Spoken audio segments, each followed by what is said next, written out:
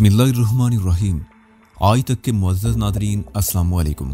اب قسط 202 ملاحظہ فرمائیں۔ موٹی موٹی سیاہ آنکھیں جنہیں بے اختیار چوم لینے کو دل چاہتا تھا، لیکن میں اپنی اس خواہش پر عمل نہیں کر سکا۔ ان آنکھوں میں بے پناہ اداسی اور کرب تھا۔ میں زیادہ دیر تک ان آنکھوں میں جھانکنے کی تاب نہ لا سکا۔ وہ میری طرف دیکھ رہی تھی۔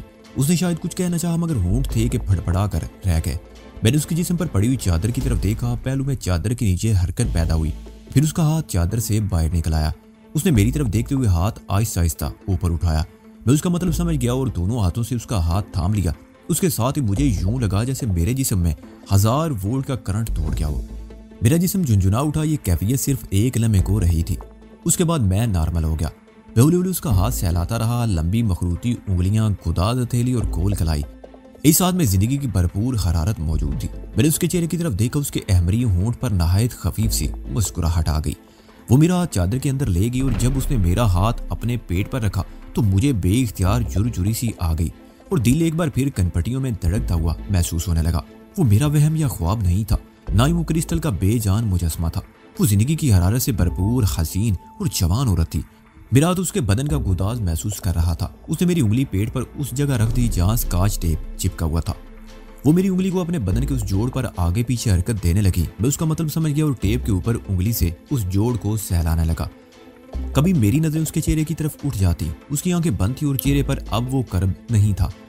میں نے ایک مرتبہ ہاتھ روک لیا تو عجیب سی آواز میری سماع سے ٹکرائی، جیسے شہد کی مکھیاں اپنے چھتے میں بن بنا رہی ہوں، اور اس بن بناٹ میں نہایت مدم اور شہد جیسی میٹھی سرگوشی سنائی دی۔ ہاتھ کیوں روک لیا؟ سہلاتے رہو، مجھے سکون مل رہا ہے۔ میں نے چونک کر اس کی طرف دیکھا۔ اس کی آنکھیں بند تھی اور ہونٹ ملے ہوئے تھے، لیکن مجھے یقین تھا کہ کانوں میں شہد کی طرح رس کھولتی ہوئی وہ سرگوشی اسی کی تھی۔ میرا ہاتھ پھر حرکت کرنے لگا۔ میں اسکاچ ٹیپ کے اوپر ہولے ہولے انگلی پھیرتا رہا، پھر اس نے چادر اپنے اوپر سے ہٹا دی۔ پیٹ تک اس کا جسم برہنہ ہو گیا۔ میری نظریں جھک گئی۔ یہ پٹی اتار دو۔ شہد کی مکھیوں کی بنبناٹ میں شہد جیسی بیٹی سرگوشی میری سماع سے ٹکرائی۔ پٹی اتار دو اور زخم کو سہلاتے رہو، میں ٹھیک ہو جاؤں گی۔ میں نے اس کے چہرے کی طرف دیکھا۔ اس کے لب ملے ہوئے تھے، البتہ آنکھیں کھلی ہوئی تھی اور ان خوبصورت آنکھوں میں کرب، اداسی کی بجائے شکر گزاری کے جذبات تھے۔ میں قدرے آگے جھک کے اور اسکاچ ٹیپ اس طرح ہٹانے لگا جیسے زخم سے پٹی ہٹا رہا ہوں۔ میں بڑی احتیاط سے آہستہ آہستہ ٹیپ ہٹاتا رہا، جیسے اندیشہ ہو کہ بے احتیاطی سے زخم نہ چھل جائے۔ پوری طرح ٹیپ ہٹانے کے لیے ایک مرتبہ میں نے اسے اوندا بھی لٹا دیا۔ ٹیپ ہٹانے کے بعد میں نے ایک مرتبہ پھر غور سے دیکھا۔ اس کے پیٹ پر یا پچھلی طرف کوئی معمولی سا نشان بھی نظر نہیں آ رہا تھا۔ ملکوتی حسن کی مالک کی صورت کو دیکھ کر کون کہہ سکتا تھا کہ یہ کرسٹل کا وہی مجسمہ تھا جسے میں 2 ٹکڑوں میں رتنا پارک سے اٹھا کر لایا تھا، اور اسے جوڑنے کے لیے میں نے ٹیپ چپکا دیا تھا۔ میں نے ایک بار پھر اس کے جسم پر چادر ڈال دی۔ سینے پر چادر درست کرتے ہوئے دوسری مرتبہ نظریں اس کے گلے میں پڑے ہوئے ہار پر پڑ گئیں۔ پہلی مرتبہ وہ ہار اس طرف دیکھا تھا، وہ جسم کے کرسٹل ہی کو تراش کر بنایا گیا تھا۔ وہ الگ سے کوئی چیز نہیں تھی، لیکن اب وہ ہار جسم سے الگ نظر آ رہا تھا۔ میں نے اس کے سینے پر چادر درست کی تو میری انگلی سے ٹکرا کر وہ ہار اپنی جگہ سے ہٹ گیا تھا۔ وہ مورتی نہیں تھا، چپٹے سے پتھر تھے جو سنہری لڑی میں پروئے ہوئے تھے۔ وہ یقیناً بہت قیمتی پتھر تھے۔ ان کی رنگت اگرچہ سیاہ تھی، لیکن ان میں نیلا ہٹ کی بھی جھلک تھی۔ درمیان انگوٹھے کے ناخن کے برابر اسی رنگت کا چپٹا پتھر تھا۔ اس پر شاید کچھ لکھا ہوا تھا، لیکن وہ تحریر اس قدر باریک تھی کہ اسے پڑھنے کے لیے محدب عدسے کی ضرورت تھی۔ میں اس کے چہرے کو تکنے لگا۔ گلابی رنگت اب سرخی میں بدل گئی تھی اور آنکھوں میں زندگی کی بھرپور چمک اود آئی تھی۔ وہ براہ راست میری آنکھوں میں دیکھ رہی تھی اور اب میں بھی پلک جھپکے بغیر اس کی خوبصورت آنکھوں میں جھانک رہا تھا۔ اس کی آنکھوں میں بے پناہ مقناطیسی کشش تھی اور مجھے یوں لگ رہا تھا جیسے مقناطیسی لہریں آنکھوں کے راستے میرے پورے جسم میں پھیلتی چلی جا رہی ہوں۔ مجھے اپنا دل خزاں رسیدہ پتے کی طرح کانپتا ہوا محسوس ہونے لگا۔ جسم کا جوڑ جوڑ جیسے ہل کر رہ گیا۔ اعصاب میں تناؤ پیدا ہونے لگا جو شدید تر ہوتا جا رہا تھا۔ لگتا تھا دماغ کی نسیں جیسے الاسٹک کے تار کی طرح کھینچی چلی جا رہی ہوں، لیکن میں نے پلکیں نہیں جھپکی، نہ ہی نظریں ہٹائیں۔ اس کی نظریں جیسے میری نظروں میں گڑی ہوئی تھی۔ اس کا ہاتھ آہستہ آہستہ حرکت کر رہا تھا اور پھر اس نے میرا ہاتھ اپنے ہاتھ میں لے لیا۔ میرے جسم کو زوردار جھٹکا لگا اور پھر میں پرسکون ہوتا چلا گیا۔ دماغ کی نسوں کا تناؤ کم ہو گیا اور اعصاب کی کشیدگی بتدریج کم ہوتی چلی گئی۔ تاہم اسی دوران میں میرا جسم پسینے میں تر ہو چکا تھا اور میں اپنے چہرے اور پیشانی پر بھی پسینے کی نمی محسوس کر رہا تھا۔ شکریہ میرے دوست۔ وہی کانوں میں رس کھولتی ہوئی مدم سی سرگوشی میری سماع سے ٹکرائی۔ تم نے مجھے نئی زندگی دی ہے، میں تمہارا یہ احسان کبھی نہیں بھولوں گی۔ اس کے ہونٹوں میں ذرا سا خم آ گیا اور وہ مسکراہٹ بڑے غضب کی تھی۔ اس طرح مسکرانے سے اس کی ٹھوڑی پر دائیں طرف بہت ننھا سا گڑھا پڑ گیا تھا۔ میں نہیں جانتا تم کون ہو، میں نے اس کے چہرے پر نظریں جماتے ہوئے کہا۔ میں تو پارک سے کرسٹل کا ایک ٹوٹا ہوا مجسمہ اٹھا کر لایا تھا، اور یہ جو کچھ بھی ہوا میری سمجھ سے بالا تر ہے۔ مجھے یقین نہیں آ رہا کہ میں اب بھی کوئی خواب دیکھ رہا ہوں۔ نہیں، یہ کوئی خواب نہیں۔ اس مرتبہ کوئی سرگوشی میری سماع سے نہیں ٹکرائی، بلکہ یہ گنگناتی آواز اس کے ہونٹوں سے خارج ہوئی تھی۔ تم نے مجھے چھو کر دیکھ لیا، میں زندہ انسان کی طرح تمہارے سامنے موجود ہوں۔ ہاں، اس میں کوئی شبہ نہیں کہ اس وقت تم زندہ انسان کی طرح میرے سامنے ہو، لیکن میں اس کی آنکھوں میں جھانکتے ہوئے بولا، میں تو کرسٹل کے مجسمے کے 2 ٹکڑے اٹھا کر لایا تھا، اور میں اس تجسس کی وجہ سے انہیں جوڑ کر ٹیپ چپکا دیا، لیکن اب بھی یقین کرنے کو دل نہیں چاہتا کہ کرسٹل کے 2 بے جان ٹکڑے اس طرح آپس میں مل جائیں تو وہ ایک زندہ انسان کا روپ دھار لیں گے۔ یہ اسرار بھی تمہاری سمجھ میں نہیں آئے گا وجدان علی۔ اس کے منہ سے اپنا نام سن کر میں اچھل پڑا۔ میرے دماغ میں ایک بار پھر تیز سنسناہٹ ہونے لگی۔ میں بڑی مشکل سے اپنی کیفیت پر قابو پا سکا۔ تو تم میرا نام؟ میں نام ہی نہیں، تمہارے بارے میں سب کچھ جانتی ہوں۔ اس نے میری بات کاٹ دی۔ میرے بارے میں جاننے کے لیے جلد بازی سے کام مت لو، آہستہ آہستہ سب کچھ سمجھ جاؤ گے۔ اگر تم مجھے پارک سے اٹھا کر نہ لاتے تو ہماری یہ ملاقات کبھی نہ ہوتی، میں فنا ہو جاتی اور میری روح تمہاری تلاش میں بھٹکتی رہتی۔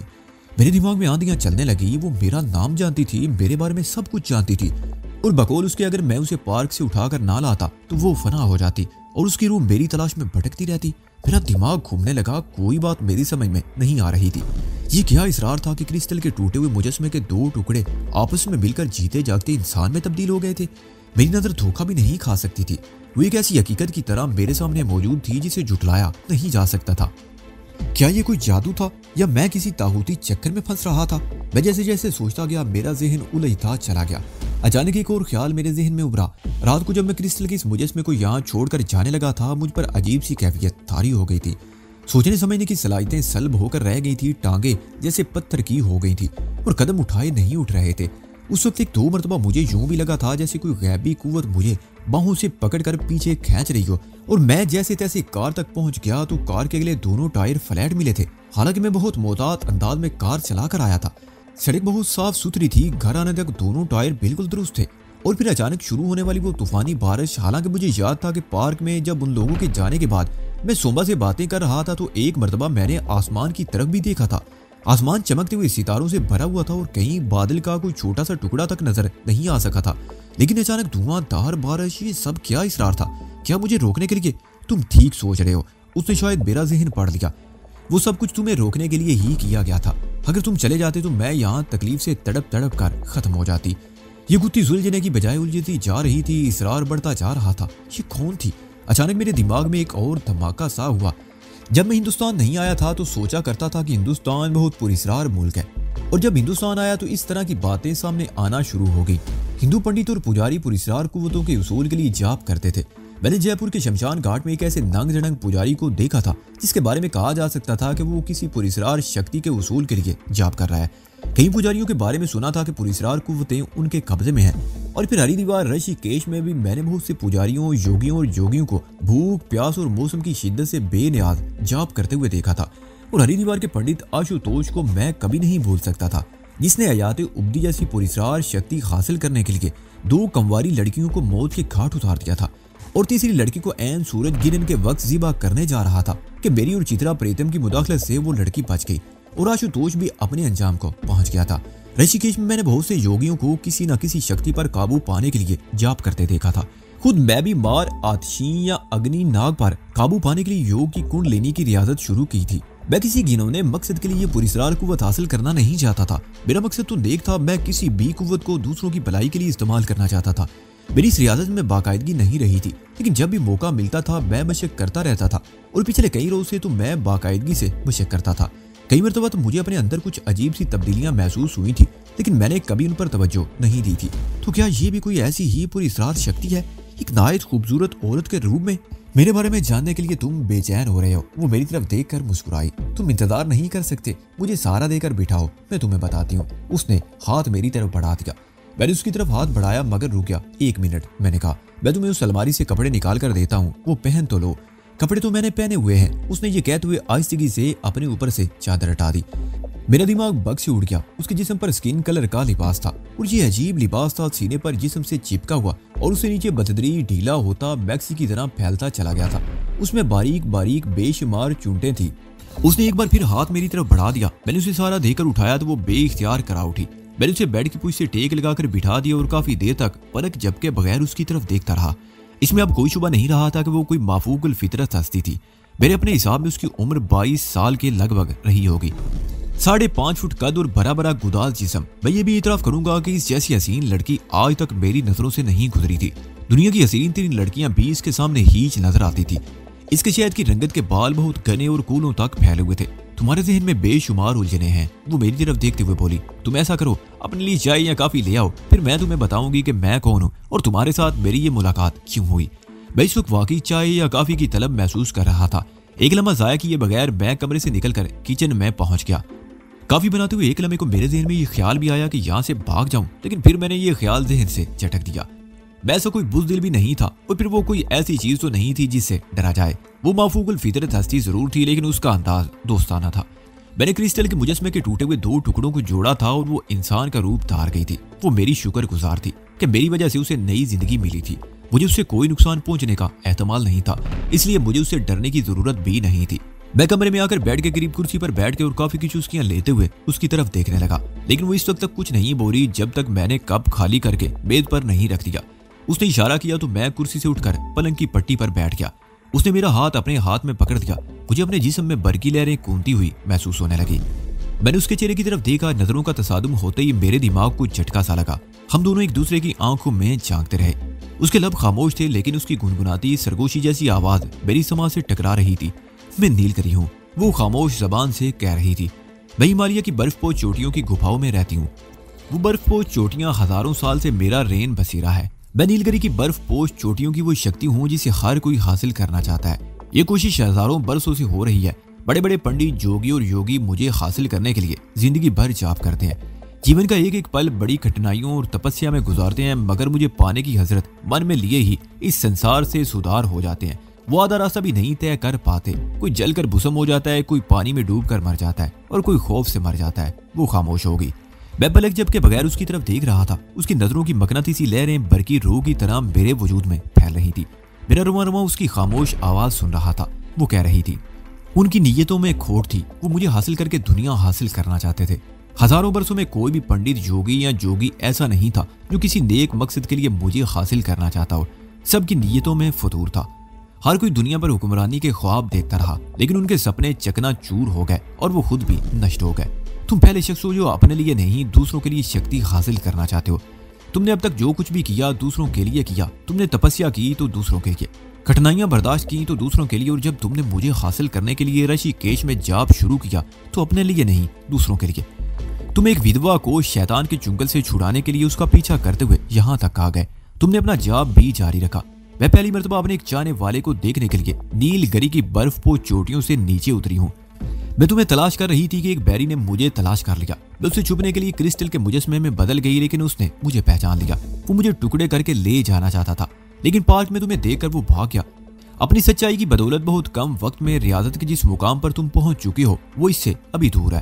ہو سکتا ہے تم نے اسے نہ دیکھا ہو، لیکن تمہیں دیکھ کر اس پر دہشت سی طاری ہوگی اور وہ بھاگ نکلا۔ یہ تمہارے اندر کی لگن تھی کہ تم مجھے اٹھا کر یہاں لے آئے، اور یہ تمہارے من کی سچائی تھی کہ تم نے میرے شریر یعنی جسم کے دونوں حصوں کو ملا کر ان پر پٹی لپیٹ دی، اور میں اس بیری کی دشمنی سے بچ گئی۔ وہ بیری کون ہے؟ میں نے اس کے خاموش ہونے پر پوچھا۔ تم اسے جان لو گے، نیل گری نے جواب دیا۔ وہ تمہارے قریب ہے، تمہارے آس پاس ہے، اس کے من میں کھوٹ ہے۔ وہ مجھے حاصل کرنے کے لیے تمہیں نقصان پہنچانے کی کوشش کرے گا۔ وہ ہے کون؟ میں نے پھر پوچھا۔ تم بہت جلد جان لو گے، وہ بولی۔ میں بھی تمہاری کوئی مدد نہیں کر سکتی، تمہارا جاپ ابھی پورا نہیں ہوا، لیکن تم اپنی منزل کے بہت قریب پہنچ چکے ہو۔ میں تو یہ دیکھنے کے لیے ہمالیہ کی برف پوش چوٹیوں سے اتری تھی کہ وہ کون ہے جو مجھے سچے دل سے پکار رہا ہے، لیکن وہ بیری، اس نے مجھے بڑا کشٹ دیا ہے۔ تم اسے تباہ نہیں کرو گے تو وہ تمہیں تباہ کر دے گا۔ اس کے پاس بہت سی قوتیں ہیں، وہ مجھے حاصل کر کے مہان شکتی والا بننا چاہتا ہے۔ وہ میرے لیے جاپ کر رہا ہے، پر ابھی تم سے بہت دور ہے۔ اگر اس کا جاپ تم سے پہلے پورا ہو گیا تو وہ مجھ پر قبضہ کر لے گا، اور کیا؟ میں نے اس کے خاموش ہونے پر پوچھا۔ اور اس سے آگے مت پوچھو، وہ بولی۔ اس سے آگے تباہی ہے، بربادی ہے۔ کیا میں اسے روک سکتا ہوں؟ میں نے پوچھا۔ ہاں، تم اسے روک لو گے، تمہارے پاس اور بھی قوتیں ہیں، تم ان قوتوں سے کام لو گے تو اسے روک لو گے، اور اگر تم نے غفلت کی تو وہ تمہیں روک دے گا، تمہارے پیروں میں زنجیریں ڈال دے گا۔ نیل گری بولتی رہی اور میں سنتا رہا۔ اس کی باتیں بھی اسی کی طرح پراسرار تھی۔ اس کی نظریں میرے چہرے سے ہٹ گئی۔ میں نے بھی گردن گھما کر کھڑکی کی طرف دیکھا۔ دن کا ہلکا سا اجالا پھیل رہا تھا۔ نیل گری نے دوبارہ میرے چہرے پر نظریں جما دی۔ اس کے ہونٹوں پر बड़ी दिलफरेब मुस्कुराहट उभर आई। उसने मेरा दूसरा हाथ भी पकड़ लिया और मुझे आहिस्ता आहिस्ता अपनी तरफ खींचने लगी। मुझ पर अजीब सी कैफियत तारी थी, सनसनाहट पूरे बदन में फैलती जा रही थी। उसकी नजरें मेरे चेहरे पर मरकूज थी। लगता था जैसे वो अनदेखी लहरों की सूरत में आंखों की राह से मेरे अंदर समा रही हो। मैं अपने आप में अजीब सी खलचल महसूस करने लगा था। वो मुझे अपनी तरफ खींचती रही, उसके अहमरी होंठ मेरी पेशानी को छूने लगे। मुझे लगा जैसे मेरी पेशानी पर दुखता हुआ अंगारा रख दिया गया हो। मेरे दिमाग पर धुंध सी छाने लगी, मेरी आंखें बंद हो रही थी। और जब मेरी आंख खुली तो मैं बिस्तर पर पड़ा हुआ था। मेरा जिस्म पसीने में शराबूर था। मैं हड़बड़ा कर उठ गया। वहाँ ना नीलगिरी थी और ना ही क्रिस्टल का वो खूबसूरत मुजस्मा। मेरे दिमाग में सनसनाहट थी कि बढ़ती जा रही थी। क्या ये सब ख्वाब था? लेकिन क्रिस्टल का वो टूटा वो मुजस्मा तो मैं पार्क से उठा कर लाया था, वो तो ख्वाब नहीं था। फिर वो मुजस्मा कहाँ गया? मैं बिस्तर से उठ रहा था कि मेरा हाथ तकिए के करीब किसी चीज से टकरा गया और जब मैंने गर्दन घुमाकर देखा तो मेरे दिमाग में जोरदार धमाका हुआ और शदीद सर्दी की एक लहर रीढ़ की हड्डी में दौड़ गई। सनसनाहट पूरे वजूद में फैलती चली गई। मैं हैरान नजरों से तकिए के करीब पड़ी हुई उस चीज को देख रहा था। वो सियाह चिपटे पत्थरों का हार था जो नीलगिरी की खूबसूरत गर्दन की जीनत बना हुआ था। मुझे अपना दिल एक बार फिर कनपटियों में धड़कता हुआ महसूस होने लगा। खून की गर्दिश भी तेज हो गई और पूरे जिस्म पर चींटियां सी रेंगने लगी। मैं हैरान नजरों से उस माला को देख रहा था जो मेरे चेहरे के सामने मेरे सीधे हाथ की उंगलियों में लटकी हुई थी। ये वही माला था, शक की कोई बात नहीं थी। यही माला मैंने नीलगिरी की खूबसूरत गर्दन में देखी थी। नीलगिरी क्रिस्टल का टूटा हुआ मुजस्मा जो मैं एक पार्क से उठा कर लाया था और वो मुजस्मा एक हसीन इंसानी पैकर में ढल गया था। वो ये माला उसकी गर्दन में थी। नीलगिरी हसीन थी, बहुत ही हसीन। उसने अपने बारे में एक अजीब इंकशाफ किया था। वो हिमालय की बर्फ चोटियों की बासी एक बहुत महान शक्ति थी जिसे हासिल करने के लिए हजारों साल से पंडित, योगी और बहुत से लोग जाप और तपस्या कर रहे थे, लेकिन कोई आज तक आधा रास्ता भी तय नहीं कर पाया था। ऋषिकेश में बुद्ध योगी गौतम बुद्ध ने अग्नि नाग पर काबू पाने के लिए मुझे एक योग बताया था और मैंने तपस्या शुरू कर दी थी। मैं नहीं जानता था कि किसी शक्ति पर काबू पाने के लिए पंडित और योगी जाप के दौरान क्या मंत्र पढ़ते हैं। मुझे भी गौतम बुद्ध ने कुछ नहीं बताया था, लेकिन पहले रोज जब मैं योग का आसन इख्तियार करके बैठा था तो मेरे दिल से बेइख्तियार अल्लाह का नाम निकला था और फिर मैं जब भी जाप पर बैठता दिल ही दिल में अल्लाह का विर्द करता रहता। इसके सिवा कोई और मंत्र कभी मेरे दिल में या मेरी जबान पर नहीं आया था। मेरी जाप में भी कभी बाकायदगी नहीं रही थी, लेकिन शायद ये अल्लाह का पाक नाम था जो मुझे मंजिल के करीब लाता चला गया था। इसमें शुबा नहीं कि मैं अपने अंदर छुपी हुई अग्नि नाग की शक्ति पर काबू पाना चाहता था, लेकिन मेरे दिल में कोई ख्वाहिश नहीं थी। ना तो मुझे जन की हवस थी ना जर की। मैं किसी हसीन औरत के हुसूल के लिए ये मंत्र नहीं कर रहा था, ना ही मैं दुनिया पर हुकूमत करने का ख्वाहिशमंद था। मैं तो बुराइयों के खिलाफ एक जंग लड़ रहा था। मेरे दिल में ये ख्वाहिश जरूर थी कि मैं इस दुनिया से बुराइयों का खात्मा कर दूं, लेकिन मैं अकेला था और दुनिया बुराइयों से भरी हुई थी। उन खुदरू कांटेदार झाड़ियों की तरह जो कदम कदम पर पैरों से लिपट कर रास्ता रोक लेती थी। लेकिन मुकाम शुक्र था कि इस खारदार में ऐसे चंद लोग भी थे जो मेरा सहारा बनते रहे थे और मैं आगे बढ़ रहा था। मैंने जब वो योग शुरू किया तो मेरे दिल में ऐसी कोई नीयत नहीं थी कि मैं ये महान शक्ति हासिल करके दुनिया को अपने कदमों पर झुकने पर मजबूर कर दूं। मेरी रियादत और जाब में जिस तरह आदम तोजीही और तवील वक्फे आ रहे थे, उस हिसाब से तो मुझे इस जगह पर होना चाहिए था जहाँ से मैंने सफर शुरू किया था। लेकिन ये अल्लाह ताला का बबरकत नाम था जो मुझे इस रास्ते में आगे लेता चला गया था। इसमें शुबा नहीं कि अग्नि नाग बहुत महान शक्ति थी और मैंने अब तक लोगों से जो कुछ भी सुना था उसके मुताबिक बाकी तमाम शक्तियां उसके सामने ही थी। लेकिन हकीकत यह है कि मैंने कभी संजीदगी से उसके बारे में सोचा भी नहीं था। मैं तो अपने ही मसाइल में उलझा हुआ था। मैं शुबा को छुड़ाने के लिए देशमुख जैसे बदमाश का पीछा करते हुए यहाँ तक आ गया था और हमारे हालात कुछ इस कदर पेचीदा हो गए थे कि मुझे किसी और तरफ तवज्जो देने का मौका ही नहीं मिल सका था। बेचारी मैगना मेरी वजह से मारी गई थी। वो खुद शदीद जख्मी और बिमला मौत के मुंह से लौट आई थी। हालात की गंभीरता मुझे जरा सा मौका मिला था और मैंने अपनी योग की रियादत दोबारा शुरू कर दी थी। इसी दौरान जहां जनरल खुराट के आदमियों से टकराव हो गया था। सैमसंग को इंस्पेक्टर बरिंद्रा ने अपनी तहवील में लेकर इस तरह गायब कर दिया था जैसे इस दुनिया में उसका नामो निशान ना रहा हो।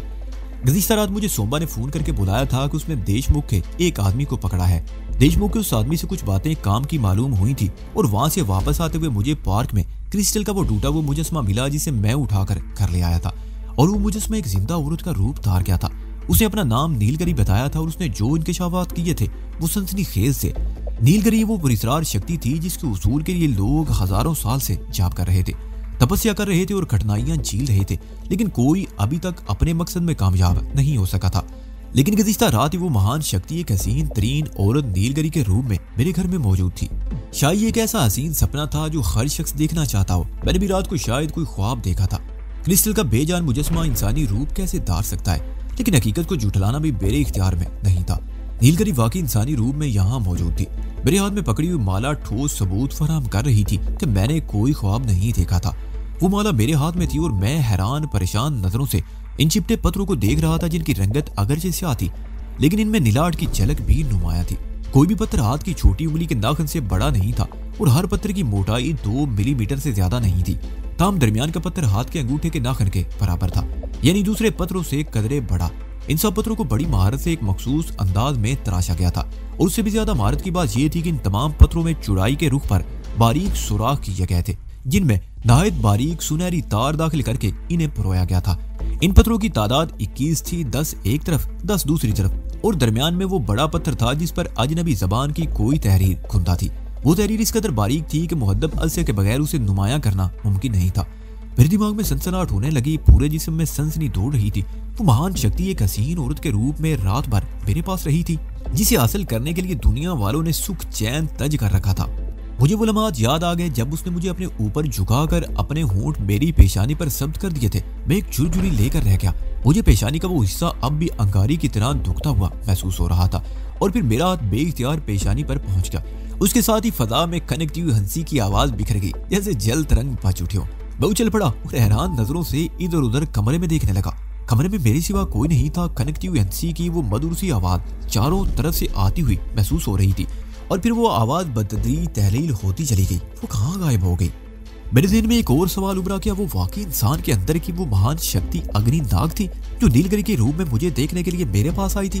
کیا کل رات پارک میں اس ٹوٹے ہوئے کرسٹل کے مجسمے کا میرے سامنے آ جانا محض اتفاق تھا؟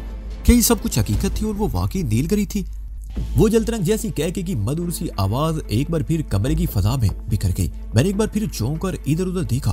وہ آواز اس مرتبہ بھی چاروں طرف سے آتی ہوئی محسوس ہوئی تھی، اور پھر پہلے کی طرح فضا میں تحلیل ہو گئی۔ اس مرتبہ میں ایک جھٹکے سے اٹھ کر کھڑا ہو گیا اور کھڑکی کا پردہ ہٹا کر باہر دیکھنے لگا۔ باہر تیز دھوپ تھی، جس سے ایک لمحے کو میری آنکھیں چکا چون سی ہو گئی۔ میں نے پردہ برابر کر دی اور کمرے کی دیوار پر لگی ہوئی گھڑی کی طرف دیکھا۔ 11 بج رہے تھے۔ مجھے اچھی طرح یاد تھا جب آخری مرتبہ میں نے کھڑکی کی طرف دیکھا تھا تو اس وقت دن کی روشنی پھیلنا شروع ہوئی تھی، اور نیلگری نے مجھے اپنے اوپر جھکا کر میری پیشانی پر ہونٹ ثبت کیے تھے، تو میرے دماغ پر دھند سی چھانے لگی تھی اور میری آنکھیں بند ہوتی چلی گئی تھی۔ میں شاید گہری نیند سو گیا تھا اور اب آنکھ کھلی تھی تو 11 بج رہے تھے۔ میں نیلگری کے بارے میں سوچ رہا تھا کہ لاؤنج میں فون کی گھنٹی بج اٹھی۔ میں چونکے بغیر نہیں رہ سکا۔ مجھے لگا جیسے میں خواب سے بیدار ہوا ہوں۔ وہ مالا اب بھی میرے ہاتھ میں تھی۔ میں اسے تکیے کی طرف اچھالنا چاہتا ہی تھا کہ شہد کی مکھیوں کی بنبناہٹ میں ایک سرگوشی میری سما سے ٹکرائی۔ اس مالا کی حفاظت کرنا۔ میرا ہاتھ رک گیا۔ میں نے ایک بار پھر چونک کر ادھر ادھر دیکھا۔ کمرے میں کوئی نہیں تھا، البتہ بہت بینی بینی خوشبو میرے نتنوں سے ٹکرا رہی تھی۔ عجیب مسحور کن خوشبو تھی، اور مجھے احساس ہوا کہ یہ خوشبو شروع ہی سے کمرے کی فضا میں رچی ہوئی تھی۔ لاؤنج میں فون کی گھنٹی مسلسل بج رہی تھی۔ میں تیز قدم اٹھاتا ہوا کمرے سے نکل گیا۔ وہ مالا میرے ہاتھ میں ہی تھی۔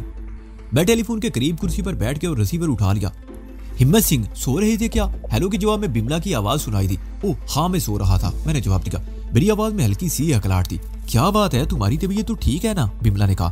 ہاں میں بالکل ٹھیک ہوں، آتا ہوں آدھے گھنٹے میں نے کہا۔ مجھے کچھ شبہ ہے ہمت سنگھ، بملا کی آواز سنائی دی۔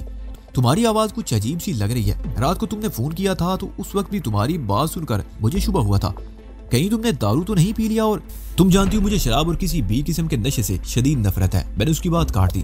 اچھی طرح جانتی ہوں، بملا نے کہا، لیکن رات کو جب تم نے فون پر یہ کہا کہ بڑی دھواں دھار بارش ہو رہی ہے اور تمہاری گاڑی کے 2 ٹائر بھی فلیٹ ہو گئے ہیں، تو مجھے تم پر شبہ ہوا تھا کہ شاید تم نے ترنگ میں آ کر دارو پی لیا ہے۔ میں سمجھا نہیں، کہنا کیا چاہتی ہو؟ میں نے کہا، گاڑی کے ٹائر فلیٹ ہونے والی بات تو سمجھ میں آتی ہے، لیکن بارش اور وہ بھی دھواں دھار بارش، مجھے بڑی حیرت ہوئی تھی۔ آسمان پر ستارے چمک رہے تھے اور تم بارش کی بات کر رہے تھے۔